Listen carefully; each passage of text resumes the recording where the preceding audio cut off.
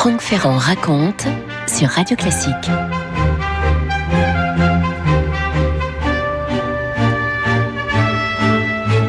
Un petit tour d'abord par le Tyrol, à la toute fin du 19e siècle. Nous sommes au beau milieu de l'été 1898, exactement le 16 juillet 1898, pas loin de Salzbourg, à une soixantaine de kilomètres à l'ouest, à la Kaisersvilla de Bad Ischl. Je ne sais pas si vous avez eu l'occasion de visiter ces lieux, il faut y aller car ils sont restés quasiment intacts et on n'a aucun mal, aucune peine à imaginer ce qu'ils étaient il y a 125 ans sous ce grand soleil d'été, lorsque la calèche impériale avec sa petite escorte passait les grilles du château pour se diriger vers la gare de village, la gare de Bad Ischl.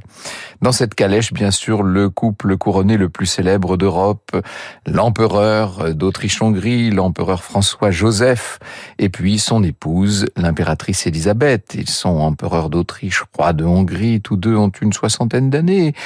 On peut dire que c'est un véritable couple, même si l'amour entre eux est peut-être un peu inégal, probablement. Toujours est-il que les deux époux se tiennent par la main, qu'ensemble ils regardent par la fenêtre.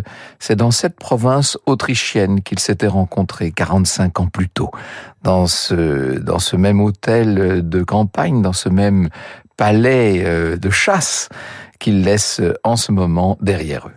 Mais François-Joseph ne fait qu'accompagner sa femme bien-aimée à la gare, parce que, comme toujours, l'impératrice Élisabeth est sur le départ. Elle a la bougeotte, vous savez, elle passe son temps en voyage, alors que lui, l'empereur, est d'un incroyable, alors lui est parfaitement casanier.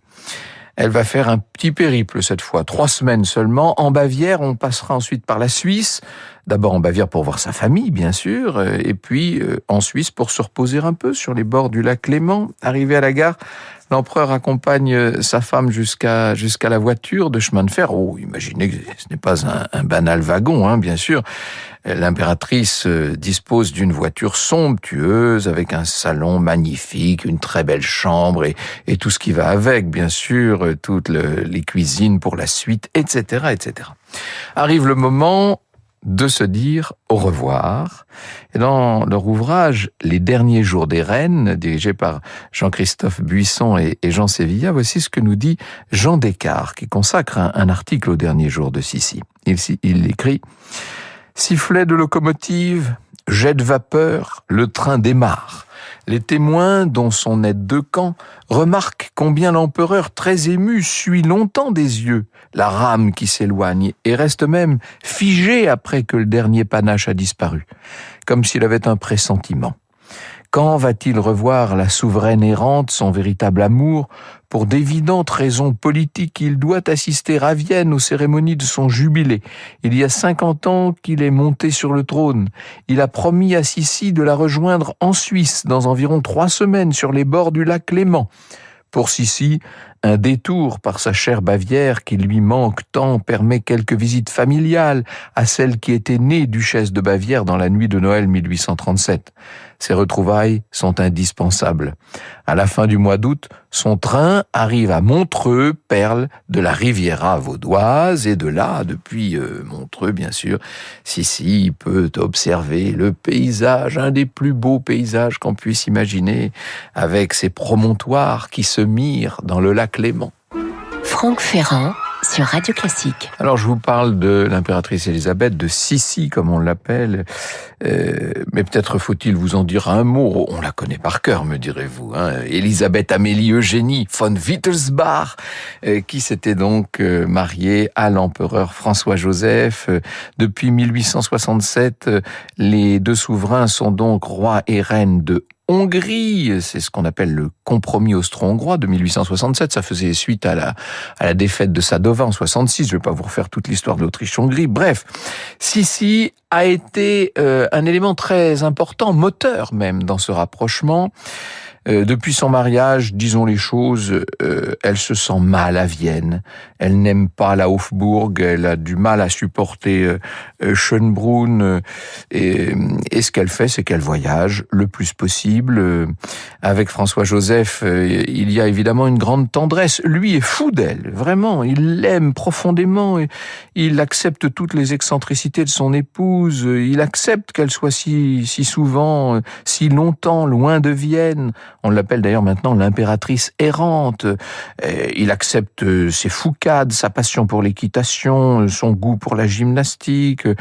À l'occasion des noces d'argent du couple impérial en 1877, la presse viennoise, qui adore la moquerie, ne s'est pas privée. Elle a dit qu'on fêtait moins 25 ans de ménage que 25 ans de manège. C'est vrai que l'impératrice reine est très souvent au manège.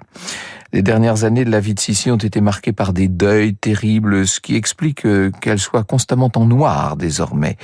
Il faut dire aussi que non seulement elle est en noir extérieurement dans sa tenue vestimentaire, elle l'est sûrement aussi un peu intérieurement dans son esprit. Il suffit d'aller visiter sa propre demeure aux alentours de Vienne pour voir à quel point elle est, cette Sissi, elle est marquée d'une certaine façon par le deuil. Dans son ouvrage intitulé « Assassiné », voici ce qu'écrit Jean-Christophe Buisson. Le calvaire mental de Sissi eût-il été de la même ampleur sans la somme de malheurs qui s'abattirent sur elle après son installation à Vienne? Ainsi, la disparition tragique de sa sœur, Marie, duchesse d'Alençon, morte brûlée vive lors de l'incendie du bazar de la Charité à Paris en 1897, et celle de son cousin Louis II de Bavière, avec qui elle partageait une même hypersensibilité et un goût identique pour la poésie, Wagner, la Bavière et le cheval. Mort noyé, le cousin, après avoir cherché à s'enfuir de l'asile où on l'avait enfermé près de Munich. Il faut y ajouter le décès prématuré de son beau-frère Maximilien de Thurn und Taxis, le mari de sa sœur Hélène, de sa belle-sœur, la duchesse Sophie en Bavière, de sa cousine, l'archiduchesse Mathilde, de son frère Maximilien Emmanuel en Bavière, sans oublier bien sûr la mort brutale de son fils Rodolphe à Mayerling. Rodolphe suicidé, en tout cas officiellement, avec sa maîtresse en 1889, et il faut ajouter à cela l'exécution de son beau-frère Maximilien, nous dit Jean-Christophe Buisson, son beau-frère éphémère empereur du Mexique, fusillé par les Indiens mexicains commandés par Juárez 30 ans plus tôt. Les Habsbourg, en cette fin du XIXe siècle, sont, sans conteste, une famille maudite. Et Sissi vit tout ça très mal, évidemment. Elle est anorexique, par ailleurs. Elle ne pèse que 44 kilos pour ses 1m72. Vous imaginez, avec un tour de taille dont on peut faire le tour avec ses mains, 47 cm. C'est la dépression qui suit partout l'impératrice. Il y a un point sur lequel tout le monde est unanime, c'est sa beauté, ses traits magnifiques, ses longs cheveux, très beaux cheveux, des yeux également, des yeux bleus que rien n'altère, même pas les malheurs. Alors, elle n'est plus tout à fait la radieuse Sissi qu'a immortalisé ensuite Romy Schneider à l'écran, bien sûr, mais elle est toujours une belle impératrice, une femme au port magnifique. Et pour se changer les idées, donc, elle voyage, elle est dans une sorte de fuite permanente, disons-le. Elle s'éloigne toujours de Vienne, elle n'aime pas les Viennois, elle n'aime pas cette société, ni la Erste, ni la Zweite Gesellschaft. Elle dit autour d'elle que chaque fois qu'elle peut quitter Vienne, elle s'en sent plus heureuse. Quant à l'empereur, eh bien, il accepte. Qu'est-ce que vous voulez? Je préfère te savoir heureuse, loin de moi, que malheureuse, près de moi. Les eaux calmes du lac Léman scintillent à Montreux. Elles reflètent ces montagnes qui sont là et qui rassure Sissi. Elle se sent bien dans la lumière dorée de cette belle fin d'été. Elle est en accord avec elle-même et fidèle à ses habitudes. Elle bouge, elle ne tient pas en place. Elle fait toutes sortes d'excursions qui mettent son entourage à rude épreuve, surtout sa dame d'honneur, la pauvre comtesse Ima Staray, cette confidente qui l'accompagne partout et qui est une dame assez extraordinaire. Ce que l'impératrice aime le plus, c'est de n'être pas impératrice, c'est d'être anonyme. Elle elle se promène partout incognito. Hein. Il y a peu de gens autour d'elle. Le 8 septembre, un passant la reconnaît et prend même une photographie. Ah, c'est un signe des temps. On est en 1898, c'est le dernier cliché qu'on aura d'elle d'ailleurs. Et sur cette photo, on la voit marcher dans les rues de Montreux, accompagnée de la comtesse. Elles sont toutes les deux en deuil, hein, toutes les deux en noir, avec une ombrelle blanche autour du bras gauche. On devine le pas pressé de l'impératrice qui jamais ne s'arrête de courir. Elle est toujours à la poursuite de ses propres idées. Le 9 septembre, ça fait 10 jours qu'elle est sur la rive est du lac, de bonne humeur, même de très bonne humeur, et d'autant plus qu'en ce vendredi matin, elle traverse le lac Léman pour se rendre de l'autre côté, à Genève, pour une étape d'une journée. Elle reviendra ensuite à Montreux. Bon. Sur l'embarcation, personne ne la reconnaît, tout va bien. À midi, elle déjeune avec Irma chez la baronne de Rothschild, Julie de Rothschild, des signes de bonne santé. Elle va goûter à tous les plats, elle est devenue si mince.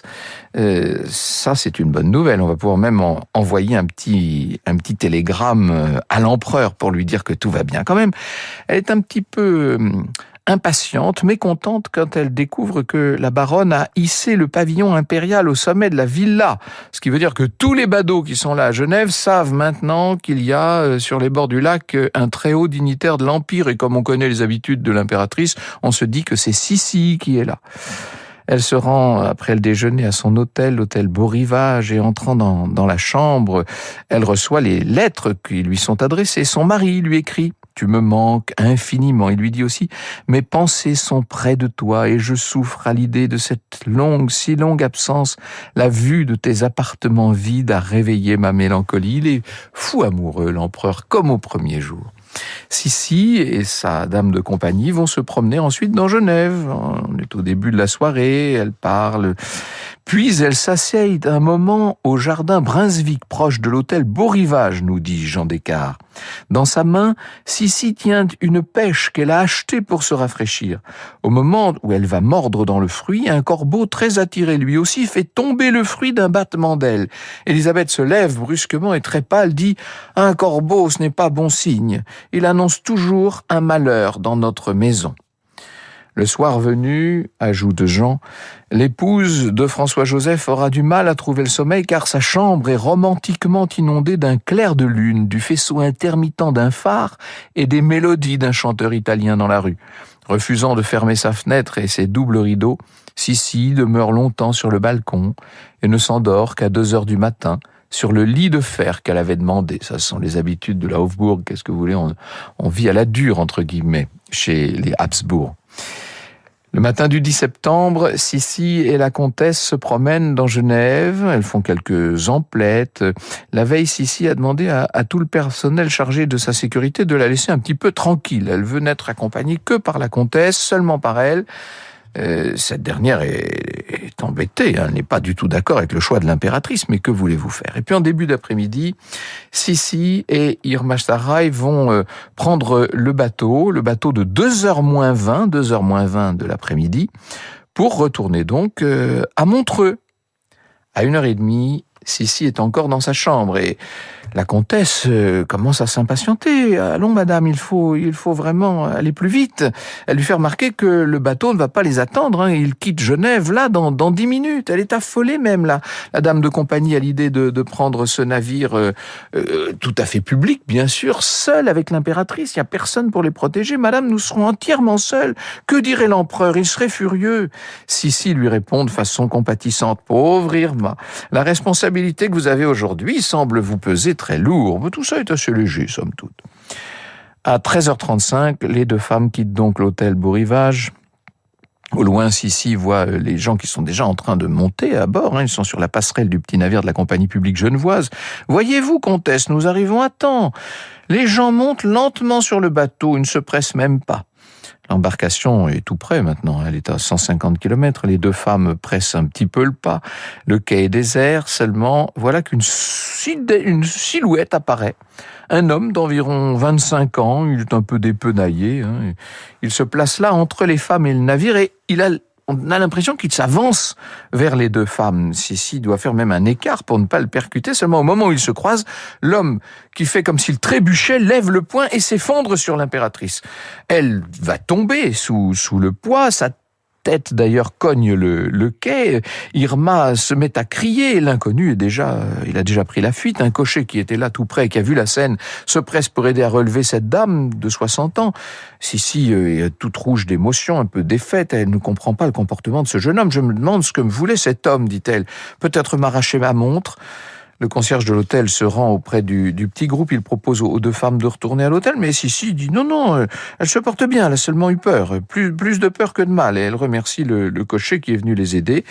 Et elle fait les derniers mètres qui la séparent du navire, quand même une petite centaine de mètres, et puis elle est sur le navire qui commence à quitter le quai pour aller rejoindre l'autre rive du lac. Elle se remet un petit peu de ses émotions, et puis tout d'un coup, alors que on s'est éloigné tranquillement du quai, Sissi, qui est là au bastingage, d'une voix angoissée, demande à Irma: est-ce que je ne suis pas un peu pâle ? Oh oui, madame, très pâle. Votre Majesté souffre-t-elle ?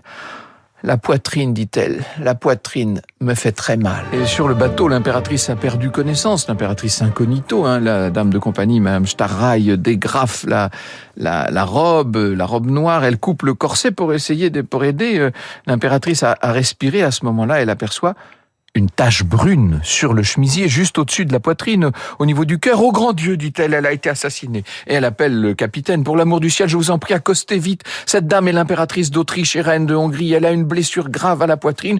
Je ne puis la laisser mourir sans médecin, sans prêtre. » Le capitaine immédiatement fait machine arrière.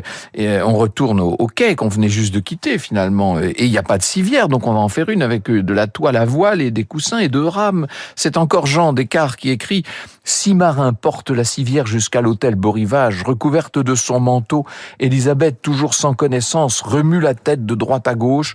Un combat désespéré, une ultime lutte involontaire, peut-être pour refuser de mourir.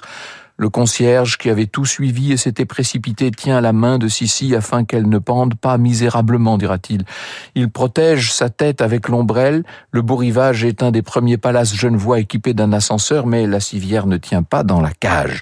Le cortège s'engouffre donc dans l'escalier. On étend Sissi sur son lit. Elle est immobile, inconsciente, d'une tragique beauté. Des médecins arrivent, essoufflés. Le premier tente de sonder la plaie. Il est 2h10 de l'après-midi. Irma demande au médecin s'il y a un espoir. Non, aucun, madame, hélas. Franck Ferrand sur Radio Classique. On a donné l'absolution. Un prêtre est arrivé et à 2h40, le 10 septembre 1898, donc l'impératrice Élisabeth s'éteint. Ce même jour, à Vienne, François-Joseph est à Schönbrunn. On est encore l'été, on n'est pas encore rentré dans les appartements de la Hofburg. À 4h de l'après-midi, justement, il est en train d'écrire une lettre à son épouse qu'il appelle « Mon âme douce et aimée ». Et voilà que une dépêche arrive, c'est son premier aide de camp qui arrive, qui entre bouleversé, qui lui tend la dépêche. Sa Majesté l'impératrice grièvement blessée, prière annoncer à l'empereur avec ménagement. Et à ce moment-là, l'empereur est complètement bouleversé, télégraphié, téléphoné, dit-il, il faut absolument en savoir plus. Il tourne en rond dans son bureau impuissant, puis un autre aide de camp arrive avec une autre dépêche. François-Joseph fonce sur lui, et cette fois, on lit: Sa Majesté l'impératrice vient de décéder. François-Joseph est complètement assommé. Il tombe dans son fauteuil. Rien ne m'est épargné sur cette terre, dit-il. L'impératrice sera autopsiée le lendemain. Elle a une fine blessure, mais qui est profonde. Le couteau, le poinçon, en l'occurrence, a transpercé la cage thoracique, a percé le poumon et est allé toucher le cœur. À la gendarmerie, on interroge le malfaiteur qui a été attrapé par des passants aussitôt après avoir sauté sur cette dame qu'à l'époque on ne savait pas encore être l'impératrice d'Autriche. Il s'agit d'un jeune Italien qui a servi dans l'armée impériale pendant des années, qui n'était pas content de son retour à la vie civile, qui cherchait à se faire connaître. Il voulait tuer une célébrité, un roi, un prince, un président, peu importe. Il avait d'ailleurs manqué le duc d'Orléans quelques jours plus tôt. Bon, ben voilà, il était tombé sur l'impératrice d'Autriche et c'est ainsi que il l'avait envoyé de vie à trépas, cette impératrice. Les funérailles de Sissi auront lieu une semaine plus tard à Vienne, le samedi 17 septembre 1898, dans cette ville qu'elle n'aimait pas et qui le lui rendait bien et qui néanmoins va venir en foule se presser devant l'église Saint-Michel, le char funèbre traîné par 8 chevaux, le cercueil qui disparaît sous des monceaux de fleurs. 50 chefs d'État ou leurs représentants directs sont là dans cette capitale autrichienne. Sissi reposera dans la crypte des Capucins. On peut dire que d'une certaine manière, cet assassinat aura été le chapitre qui manquait à cette vie déjà tellement extraordinaire.